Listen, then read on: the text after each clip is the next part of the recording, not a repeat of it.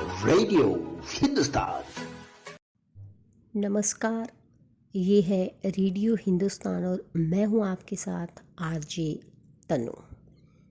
Radio Hindustan की प्यारी कहानियों के इस अंक में प्रस्तुत है एक कहानी जिसका शीर्षक है आज दाल में नमक मत डालना। इसे लिखा है नितिन शर्मा जी ने। बहू, आज किसी भी सब्जी या दाल में नमक मत डालना। क्यों माँ जी? सभी के लिए हफ्ते में एक दिन भोजन में नमक छोड़ने का नियम बना रही हूँ। घर की नई नवेली छोटी बहू को अपने कमरे में बुलाकर सास ने समझाया और सास की बात सुन छोटी बहू ने सर हिलाकर सहमति जताई। ठीक है माँ जी। छोटी बहू सास के कमरे से बाहर जाने को मुड़ी ही थी कि सास ने फिर से छोटी बहू को टोका। सुन बहू। जी माँ जी। ये बात तुम किसी को मत बताना। भोजन के वक्त मैं खुद सभी को बता दूंगी। जी माँ जी। घर की छोटी बहू मुस्कुराते हुए अपनी सास के कमरे से बाहर चली गई।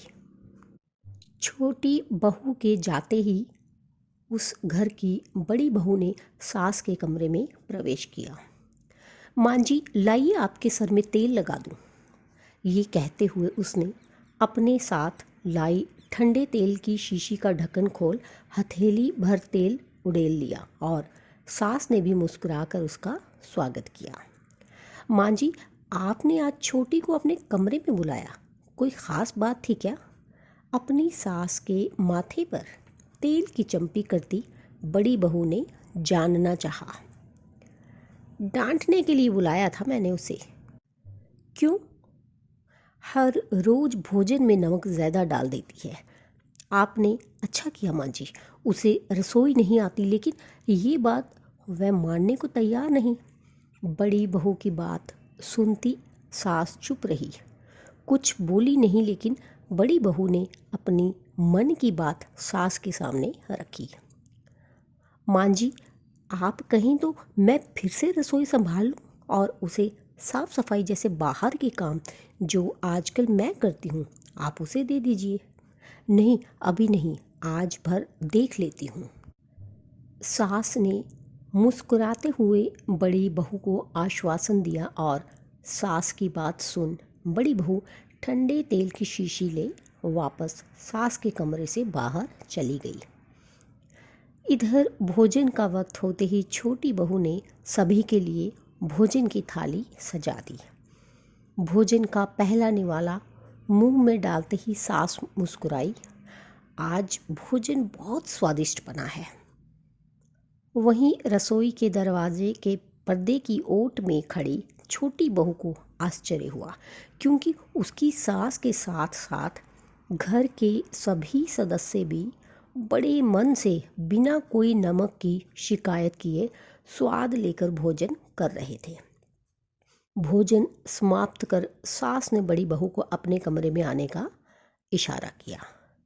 सास का इशारा पा बड़ी बहू झटपट कमरे में पहुंची। माँ जी, आपने मुझे बुलाया? बहू, मुझे पता है कि तुम रसोई अच्छी तरह संभाल लेती हो और तुम्हें भोजन में नमक डालने का सही अंदाजा भी है। सास के मुंह से अपनी तारीफ सुन बड़ी बहू खुश हुई।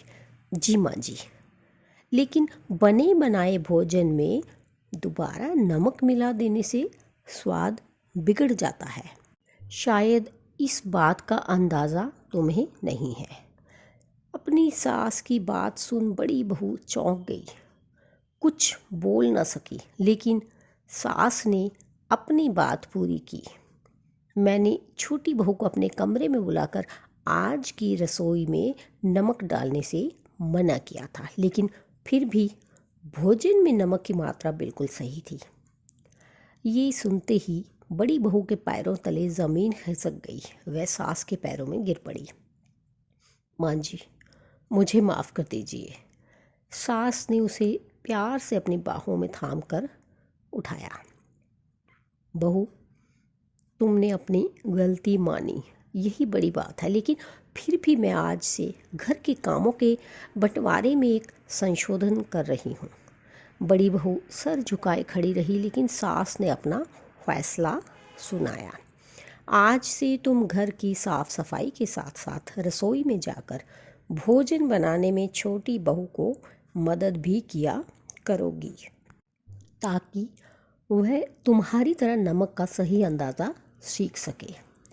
सास की बातों में स्वीकृति भाव से सर हिला आत्मग्लानि से भरी अपनी सास के कमरे से बाहर निकली बड़ी बहू ने रसोई में जाकर अपनी देवरानी को गले लगाया। मुझे माफ़ कर दो छोटी। भीतर के कमरे में सास जेठानी के बीच हुई बातचीत से अनभिज्ञ छोटी बहू अपनी जेठानी का ये रूप देख हैरान, किंतु अपनी जेठानी का आत्मिक स्नेह पाकर भाव विभोर हुई। तो दोस्तों, मुझे दीजिए अनुमति, फिर मिलती हूँ। धन्यवाद। रेडियो हिंदुस्तान।